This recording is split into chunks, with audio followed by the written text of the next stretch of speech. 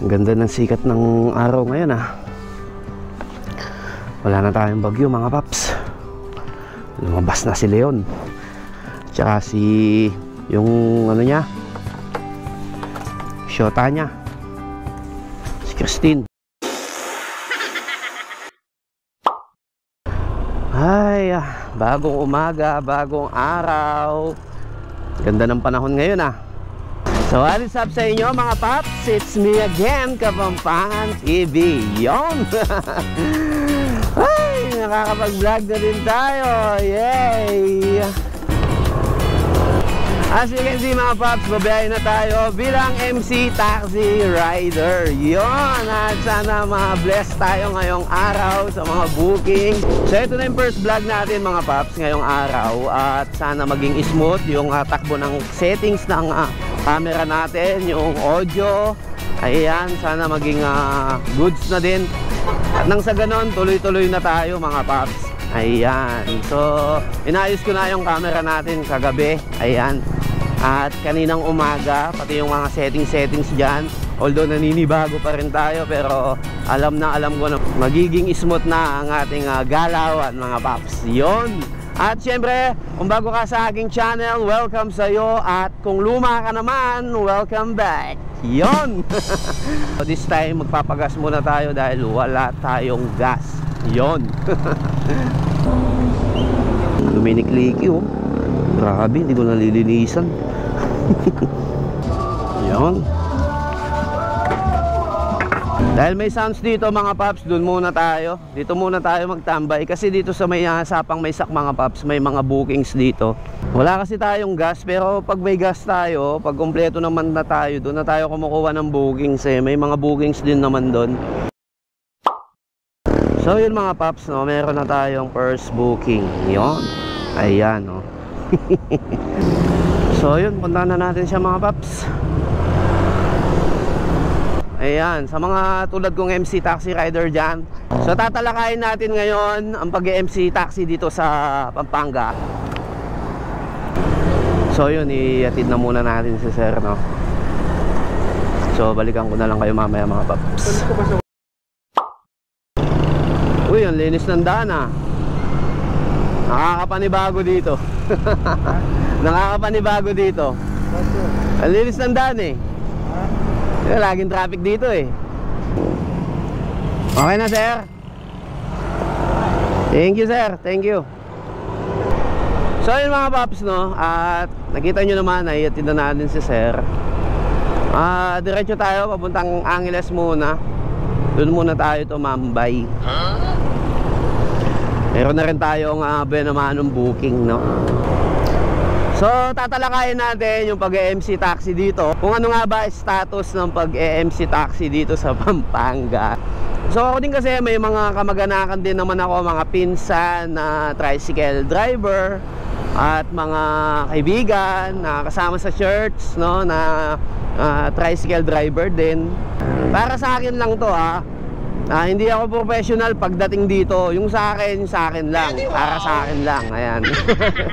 Kasi tayo mga MC taxi dito, wala pa tayong permit. Hindi pa tayo nabibigyan ng permit. Wala pang na-aproban na MC taxi dito sa Pampanga. May kasalanan din naman ng TODA. At saka naglabas ng memo yung PTRO na wala silang karapatan mangharas. Ayun. Dumarating na dun sa sakitan eh. Tulad nung nangyari sa Balaba. Tulad nung nasagap ko na may nasaksak daw, di ba? Dumarating na sa puntong ganun eh. Minsan kasi yung mga TODA mga paps, ang akala nila lahat ng tao galing abroad. So hindi ko linalahat hindi ko linalahat. Kaya kung may makapanood man dito na nasa TODA, pasensya na paps, yung sa akin pag-balance lang. Ayan. At ang pagkakaalam ko sa mga TODA, meron silang taripa. Taripa ba tawag doon? Yung parang meron silang minimum fare. Parang tayo, ganun. So kasi yung iba, hindi nila sinusunod. Hindi nila sinusunod yung taripa nila. Mas gusto pa nilang tagain yung customer. So, yan naman. Muntikan ka na kuya. So madami din akong nakakausap na mga nagiging customer natin, nagiging CS natin about dito mga paps. Number 1 talagang dahilan yung paniningil. Ayan, base sa mga nasasakay kong customers to ha. At the same time, kapag traffic daw, traffic talaga sa kanila. Hindi katulad ng motor, nakakasingit. Kaya no choice yung mga commuter kung saan sila sasakay. Siyempre, ikaw ba naman commuter ka, nalilate ka na, sasakay ka pa ba ng tricycle? Amazing! Diba? Natural, sasakyan mo na MC taxi. Kahit naman ako mag-MC taxi na ako para mapabilis lang. Totoo yan. Diba? Ba, wala pa yata si Tagalog dito, baka nakapaghatid. So yun, sa madaling salita mga paps, kaya lumipat sa MC taxi yung mga commuters natin dito sa Pampanga, kasalanan din kasi ng mga toda. Ayan, ultimo sa kanto lang daw nila, ang mahal-mahal na 60, 40, hindi ko alam kung magkano yung mga ano nyo dyan sa mga lugar nyo, pero ganun ang sinasabi ng mga commuters na nasasakay ko. At isa pa, hindi sila nakakapasok ng Clark. Ayun. Sipin nyo, sabi ng CS sa akin, kung ganun din kuya, sabi niya, ang babayaran ko sa kanila, magta-taxi na lang ako, mag-grab taxi na lang ako. Kasi bukod sa safety na ako, naka-aircon pa ako, hindi pa ako maiinitan. Tama nga naman. Kasi sabi nila, mas mahal pang maningil kesa sa mga grab taxi. Yun. So may punto dito yung mga commuters. At isa pa mga paps, choice nila kung kanino sila sasakay. At kami naman mga MC taxi, hindi namin kasalanan kung mag-pick up man kami dyan sa lugar nyo, sa barangay nyo, o sa highway nyo, kung sa inyo man yan, mga toda, no? Hindi namin kasalanan yun. Kasalanan ng mga commuters yun. At dito naman sa mga commuters, ayan, bilang respeto naman sa mga toda natin dito, sa buong Pampanga, wag naman kayong magpapapick up sa nakikita ng mga toda. Respeto na lang din sa kanila yun. Nice. Ito naman tayo sa mga toda, wag naman kayong mangharas. Okay lang siguro, pwede nyong pagsabihan. Sige, bulyawan nyo kung talagang yung isang MC taxi nagsakay sa mismong toda nyo o malapit sa toda nyo. Pwede, pero wag nyo namang sasaktan. So wala na sanang mangyayaring sakitan pa, no? Katulad nung nangyari sa Balaba, sa ibang parte ng Pampanga, no? Sana hindi na tayo makarating sa ganun. Kasi pare-pares lang naman tayong naghahanap buhay Ang pagkakaiba lang, 3 gulong nyo, 2 gulong namin. At isa bang pagkakaiba, may parangkisa kayo, may permit kayo, kami wala pa. Ayaw talagang pirmahan yung MC taxi dito. Ewan ko lang sa Mabalacat at San Fernando. Pero dito sa Angeles mga paps, naku, malabo yan. Kikita nyo naman mga paps, kahit saan kayo pumunta, kitang-kita nyo yung mga ano dyan. Kitang-kita nyo yung mga toda, kung ano yung kanilang tent, diba? Lahat ng toda hanggang sa Mabalacat, nakakaumay na nga yung itsura niya.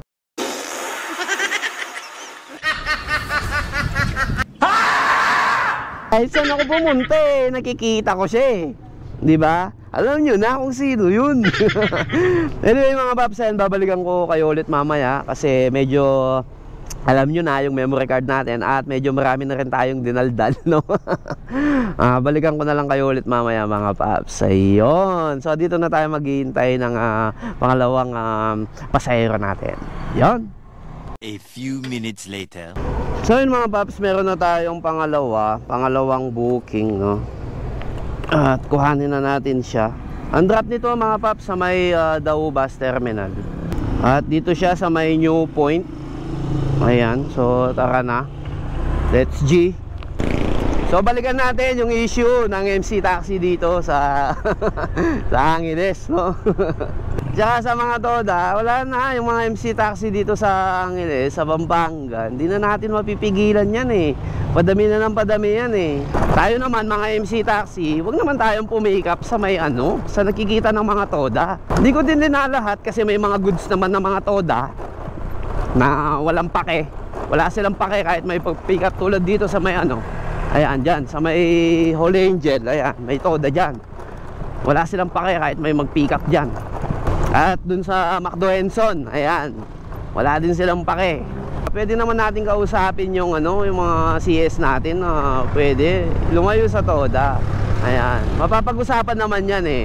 Pero kasi minsan yung mga CS, alam naman na bawal, magpapapick up pa sila sa nakikita ng mga Toda.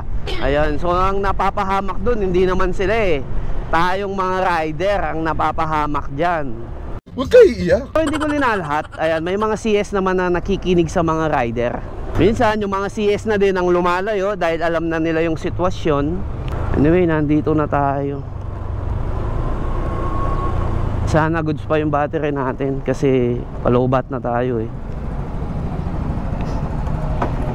Boss Maxim. Yung. Yes po. Sige sir, sakay na po.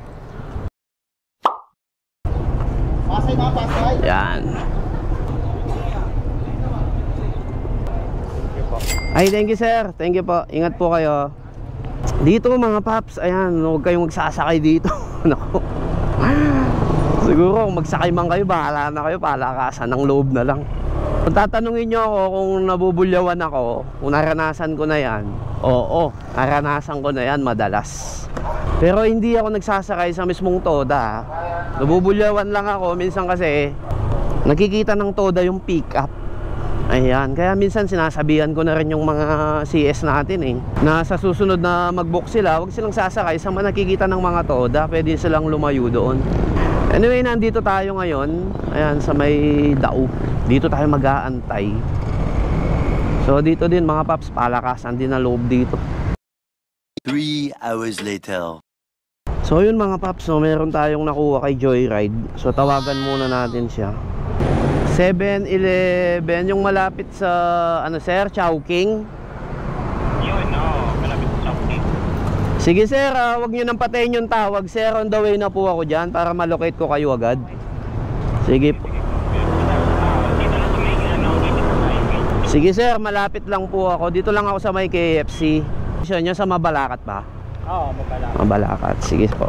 Sige sir, siguro sakay na muna kayo sir kasi bawal dito eh.